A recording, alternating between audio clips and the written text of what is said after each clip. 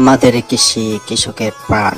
Next video দেখতে চ্যানেলটি subscribe করে বেল আইকনে ক্লিক করুন। আসসালামু আলাইকুম। এই যে আপনারা দেখতে পাচ্ছেন, এগুলো আমার আদার বস্তার ভিতরে সরিষা গাছ উঠেছে। এখানে একটা জিনিস লক্ষণীয় বিষয় হচ্ছে, আপনাদেরকে আজকে একটা জিনিস খুবই গুরুত্বপূর্ণ এবং নতুন একটি বিষয় আমি আপনাদের সাথে শেয়ার করতে যাচ্ছি। সেটি হচ্ছে, যে জিনিসটি আজকে আপনাদেরকে আমি দেখাবো, সরিষা হচ্ছে খুবই উপকারী একটা তেল, সেটা আপনারা সবাই জানেন। এবং সরিষার ভিতর অতিরিক্ত একটি ঝাঁজ থাকে। আমি যখন বস্তায় আদাগুলো রোপণ করেছিলাম, রোপণ করার পরে আমি উপরে কিছু সরিষার খোল দিয়েছি। এখানে আমি একটা জিনিস লক্ষ্য করেছি, একেবারে আমার পরীক্ষিত, এই সরিষা গাছগুলা ওঠার পরে আমি এই সরিষা গাছগুলাকে এভাবে তুলে যখন আমি এভাবে একেবারে কচলিয়ে আমি গাছের গোড়া এগুলাকে আবার এভাবে ফেলে দিয়েছি। এই যে দেখেন, এভাবে আমি ফেলে দিয়েছি। এর 2-3 দিন পরে আমি লক্ষ্য করেছি, এই গাছের গোড়ায় কিছু পোকামাকড় ছিল, কিছু পোকা ছিল, বিভিন্ন ধরনের যে পোকাগুলা গাছের পাতাগুলাকে খেয়ে ফেলে, এই ধরনের পোকা ছিল। আমি যখন এই সরিষা গাছগুলাকে একটু হাত দিয়ে কচলিয়ে আমি এখানে রেখেছি, এরপর আমি লক্ষ্য করেছি গাছের গোড়া এবং গাছের পাতায় একটা পোকাও নেই, এবং গাছটাও কিছুটা পরিবর্তন হয়ে গেছে। তার কারণ কি আপনারা জানেন? এই যে আমি একটা জিনিস দেখতেছি, অতিরিক্ত ঝাঁজ রয়েছে সরিষার গাছের ভিতরে, অতিরিক্ত ঝাঁঝালো। এই ঝাঁজটা কারণে কি হলো, পোকামাকড়গুলো এখান থেকে সরে গিয়েছে। তাহলে আপনারা দেখতে পাচ্ছেন, আমি এই যে সরিষা গাছের খোলটা আমি এখানে প্রয়োগ করেছি, এটার দ্বারা আমি কয়েক রকমের উপকার হয়েছি।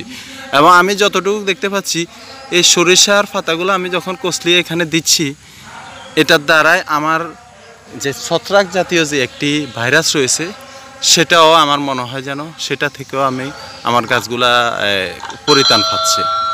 আজকে আপনাদেরকে আমি যে ভিডিওটি দেখাচ্ছি, খুবই গুরুত্বপূর্ণ একটি ভিডিও। দেখেন, এই যে সরিষার গাছটা আমি নিয়ে নিলাম, এটা আমি এভাবে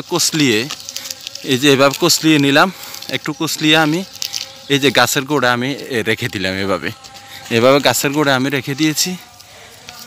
এর ফলে কি হবে, এটার মধ্যে যে একটা একটা ঝাঁজ রয়েছে, এই ঝাঁজের কারণে গাছের উপর যে পোকামাকড়গুলো রয়েছে সবগুলো এখান থেকে এখন চলে যাবে। তাহলে আজকে আপনাদেরকে আমি যে ভিডিওটি দেখালাম, এটা একটি সম্পূর্ণ নতুন একটি উদ্ভাবন। আপনারা প্রয়োগ করে দেখবেন। বলে সেটা কিভাবে করবেন, আপনারা যখন আদার বীজটি রোপণ করবেন, রোপণ করার সময় যদি সরিষা চাষ করেন, তাহলে সরিষার যে খড়গুলা আপনারা মাটির উপরে দিয়ে দিবেন। 2-1টা সরিষার দানা থাকলে ওগুলা আমনে উঠে যাবে। উঠার পরে আদার গাছ যখন বড় হবে, এই সরিষার দানাগুলো ওইখানে আস্তে আস্তে বড় হবে, এই গাছগুলা।